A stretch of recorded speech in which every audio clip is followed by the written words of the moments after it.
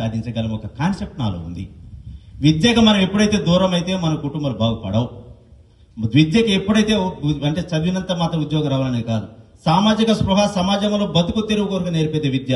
చదివినంత మాత్రం అందరికి ఉద్యోగాలు వస్తుందని చెప్పలేం, కానీ జీవన విధాన శైలిని నేర్పగలిగేది విద్య.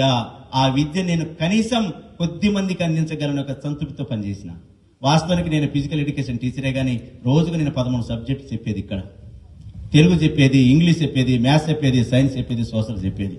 ఉదయం లేస్తే సాయంత్రం వరకు పిల్లలతో 24 గంటల్లో 18 గంటల్లో నేను స్టూడెంట్స్ గమనించేది. 3 నెలలకు ఒకసారి, నేను 7 సంవత్సరాల పాటు 3 నెలలకు ఒకసారి ఇంటికి వెళ్ళామని పెద్దలందరికీ తెలుసు. వీళ్ళందరికీ నేను పనిచేసిన అకౌంట్ మన దీక్షతో పనిచేసిన. నా పిల్లలు, నా బిడ్డలు వీళ్ళు ఖచ్చితంగా వీళ్ళని ఒక విద్యని నేర్పాలని చూసిన. ఆ రోజులో గ్రామాలకి నేను వెళ్తున్నప్పుడు నాకు నేర్పింది రాజకీయం నేర్పింది. ఈ గ్రామాలు ఎందుకు వెనకబడితే నేర్పాను. ఒక అప్లికేషన్ ఇవ్వాలంటే రాజకీయ ధోరణితో మనం ఇచ్చే ఒక సందర్భం ఏర్పడింది.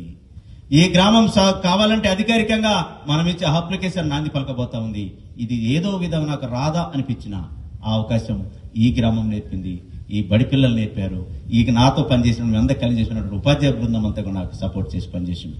నన్ను ఎప్పుడు కూడా ఏదైనా సబ్జెక్ట్ చెప్పాలంటే, సార్ నేను ఈ రోజు ఉండను కానీ మీరు సబ్జెక్ట్ చెప్పిన టీచర్స్ అందరూ నాకు చెప్పి వెళ్ళిపోతా ఉండే. అదేంది